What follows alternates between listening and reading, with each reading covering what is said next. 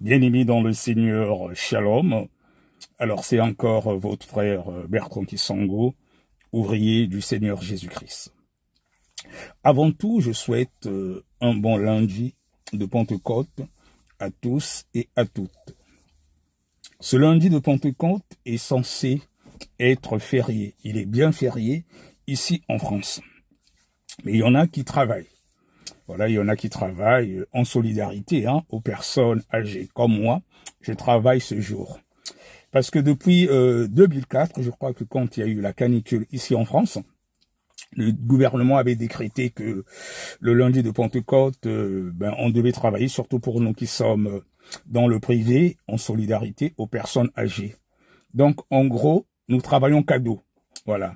Là, je vais travailler, je vais rien gagner. Ce que je vais travailler, mais c'est en solidarité aux personnes âgées, comme d'autres personnes qui sont dans le privé. Donc, c'est bien d'être solidaire aux personnes âgées. Mais je vais surtout revenir sur la Pentecôte. Je vais surtout revenir sur la Pentecôte. Nous avons célébré hier, un peu partout dans le monde entier, la Pentecôte. Alors, vous devez comprendre une chose, que la Pentecôte, comme beaucoup le savent, c'est l'avènement du Saint-Esprit, mais l'avènement du Saint-Esprit, pas pour tout le monde. C'est l'avènement du Saint-Esprit pour ceux qui ont reçu le Seigneur Jésus-Christ comme leur Seigneur, mais aussi leur Sauveur. Le Saint-Esprit ne vient pas pour tout le monde. Vous devez comprendre cela. Ça veut dire quoi? Ça veut dire que le Saint-Esprit vient chez des personnes qui sont disposées à le recevoir. Je vais prendre un exemple. Nous sommes ici en France. Il y a des ondes de radio un peu partout. Et si tu n'as pas un poste radio, tu ne peux pas capter ces ondes. C'est-à-dire que même s'il y a des ondes radio un peu partout, mais pour capter les ondes ou une fréquence, tu es obligé d'avoir un poste radio, tu le mets en marche et sur une fréquence quelconque, et c'est comme cela que tu reçois. C'est la même chose avec le Saint-Esprit. Il y a des ondes un peu partout. Voilà, le Saint-Esprit est là, mais il ne vient que chez des personnes qui sont réceptives. Chez des personnes qui sont réceptives. Vous devez comprendre cela. Parce qu'il y a une chose aussi. Il y a beaucoup de chrétiens qui ont le Saint-Esprit autour d'eux, mais qui ne sont pas forcément remplis du Saint-Esprit. Même beaucoup de serviteurs de Dieu qui ont le Saint-Esprit autour d'eux, mais qui ne sont pas forcément remplis du Saint-Esprit. Et c'est pour ça qu'on te reçoit des dons. Les dons, c'est une grâce. Il y en a qui continuent à faire un certain nombre de choses, prophétiser, faire des miracles et tout, alors que le Saint-Esprit est peut-être autour, mais ils ne sont pas remplis du Saint-Esprit. Et c'est pour cela qu'il y a certains serviteurs de Dieu qui ont encore une possession démoniaque parce qu'ils ne sont pas remplis du Saint-Esprit. Tu peux pas avoir une possession, tu peux pas être rempli du Saint-Esprit et avoir une possession démoniaque, c'est pas possible. Voilà. Donc, je vais revenir sur la Pentecôte. Je disais donc que la Pentecôte correspond à la venue du Saint-Esprit chez les chrétiens, mais la Pentecôte a existé avant l'avènement du Saint-Esprit. Il y en a qui ne le savent pas. Pentecôte, c'est quoi? C'est Pentecosté en grec. Pentecôte, c'est Pentecosté en grec, et cela signifie 50e jour. Pentecôte, c'est Pentecosté en grec, cela signifie 50e jour. Alors, la Pentecôte était déjà célébrée chez les Juifs. La Pentecôte n'a pas commencé avec l'avènement du Saint-Esprit quand les disciples étaient réunis dans la chambre haute. La Pentecôte était déjà célébrée chez les Juifs. Cela correspond à quoi? À la fête de la moisson ou la fête des prémices. Donc, les disciples de Jésus, quand ils étaient réunis à Jérusalem, célébrant la Pentecôte, en fait, la Pentecôte existait déjà. Parce que pour beaucoup de chrétiens, ils croient que la Pentecôte, on parle de Pentecôte, que la Pentecôte a commencé avec l'avènement du Saint-Esprit. Non. La Pentecôte existait déjà chez les Juifs. Cela correspond à la fête de la moisson et la fête des prémices. Et c'est pour cela que beaucoup se rendaient à Jérusalem pour célébrer cette Pentecôte. Et c'est pour cela que vous remarquez, quand les disciples ont été réunis dans cette chambre haute, quand il y a eu des langues de feu, un bruit, un vent qui est arrivé, et quand ils ont commencé à parler en différentes langues, on dit qu'il y a au moins, je crois, 3000 personnes qui ont été converties. Parce que c'est des personnes qui se sont rendues à Jérusalem pour aller célébrer justement la fête de la moisson et des prémices. Alors vous devez comprendre aussi comment dirais-je, le mystère qu'il y a autour de la Pentecôte. J'ai dit que Pentecôte, c'est Pentecoste en grec, cela signifie 50e jour. La Pentecôte, c'est aussi pour nous, les chrétiens, qui avons reçu le Seigneur Jésus-Christ comme notre Seigneur et Sauveur, mais c'est aussi la fin de la loi ou l'accomplissement de la loi pour rentrer maintenant dans la grâce. Parce que la Pentecôte, chez les Juifs, c'est aussi la fête de Shavuot. C'est aussi la fête de Shavuot. La fête de Shavuot correspond à quoi? À la réception de la loi de Moïse. La fête de Shavuot, dans le judaïsme, correspond à la réception de la loi de Moïse. Et la loi de Moïse a été reçue après Pessa, c'est-à-dire Pessa qui correspond à la Pâque, à la sortie des enfants d'Israël d'Égypte, le passage là, c'est ce que chez les Juifs on appelle Pessa. Et après Pessa, au mont Sinaï, Dieu a écrit lui-même la loi sur les tables avec son doigt. Il a écrit la loi de Moïse au mont Sinaï pendant 40 jours. La loi a été écrite avec le doigt de Dieu au mont Sinaï sur des tables. Et la réception de la loi s'est faite le 50e jour après Pessa. Le 50e jour après Pessa, Pessa qui correspond à la sortie des enfants d'Israël d'Égypte. Donc, le 50e jour après Pessa, donc la Pâque, c'est là que les Israélites ont reçu la loi de Moïse. Et donc, ils célèbrent le Shavuot. Donc, la Pentecôte correspond aussi, chez ceux qui sont dans le judaïsme, au Shavuot, à la réception de la loi de Moïse. Voilà. Donc, la Pentecôte, c'est pas seulement l'avènement du Saint-Esprit. L'avènement du Saint-Esprit, c'est chez ceux qui ont reçu le Seigneur Jésus-Christ comme leur Seigneur et Sauveur. Le Saint-Esprit ne vient pas chez tout le monde. Je prends par exemple l'exemple de ceux qui sont dans le judaïsme. Eux, pour eux, mais ils ne croient pas en Jésus comme le Messie, donc ils ne croient pas aussi à l'avènement du Saint-Esprit. Donc, pour cela, le Saint-Esprit ne vient pas chez eux. Je ne sais pas si quelqu'un me comprend. Le Saint-Esprit vient dans un cœur qui est disposé à le recevoir. Et c'est pour ça que j'ai pris l'exemple de la radio.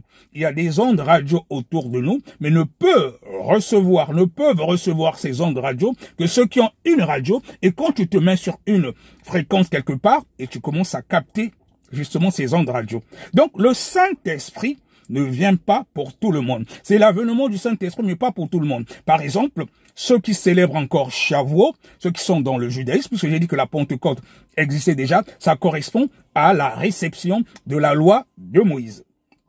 Alors, donc c'est le 50e jour après Pessa. Donc, le mystère qu'il y a derrière la Pentecôte, pour nous, qui avons reçu le Seigneur Jésus-Christ comme notre Seigneur et Sauveur, mais c'est aussi l'accomplissement ou la fin de la loi. Nous rentrons maintenant dans la grâce. C'est le mystère qu'il y a derrière justement la Pentecôte. Parce que le 50e jour après Pessa, marque la fin de la loi et nous rentrons maintenant dans la grâce. Nous rentrons maintenant dans le tout est accompli. Quand le voile du temple s'est déchiré au niveau du tabernacle et nous avons désormais accès au lieu très saint.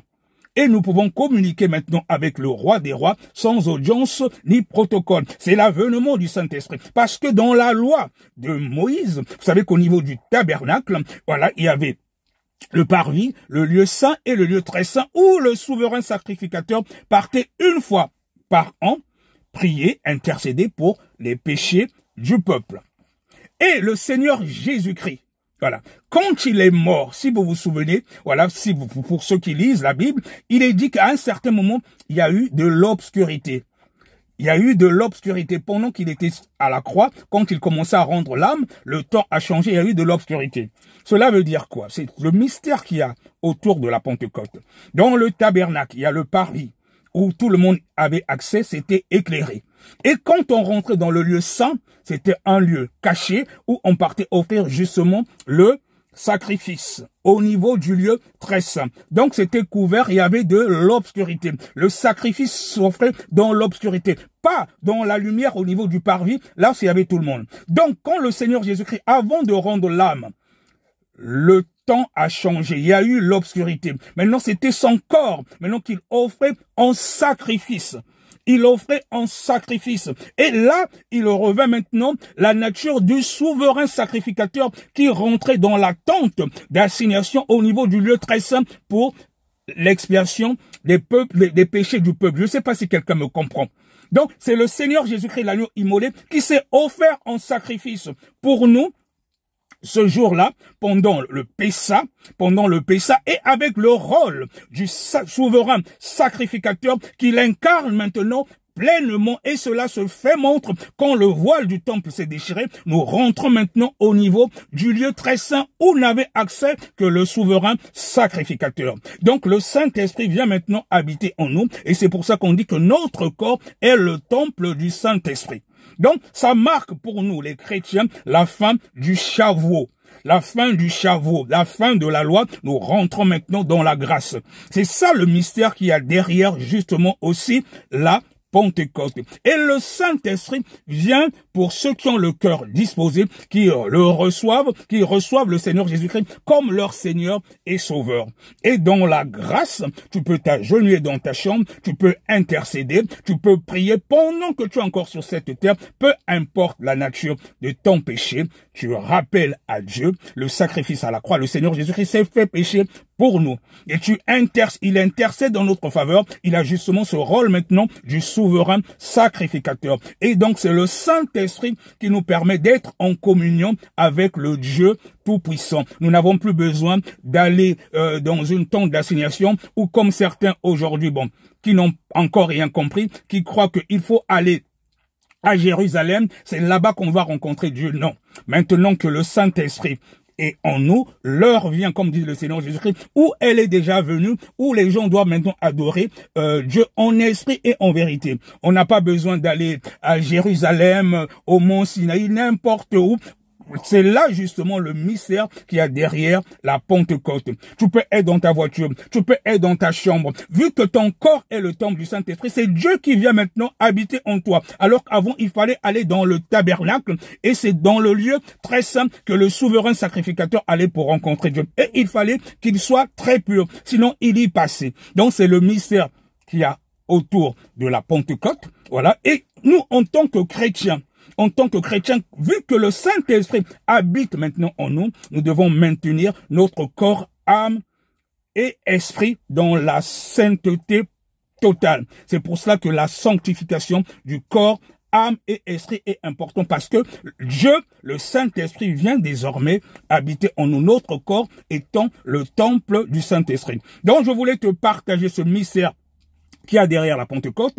Dieu ne choisit pas les jours au hasard. La Pentecôte existait déjà avant l'avènement du Saint-Esprit. C'est la fête de Shavuot. Chez les Juifs, le 50e jour après Pessa, la Pâque, qui correspond au passage à la sortie des enfants d'Israël d'Égypte.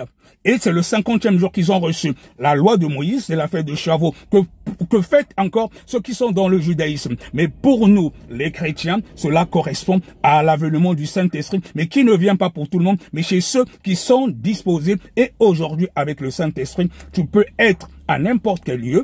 Voilà, vu que ton corps est le temple du Saint-Esprit, mais tu es aussi un petit Dieu. Tu n'es pas n'importe qui. Et c'est pour ça que tu dois demeurer dans la sanctification totale pour voir la gloire de Dieu dans ta vie. Je voulais te partager ce message. Sois richement béni et bonne journée dans la paix véritable en Jésus-Christ. Shalom.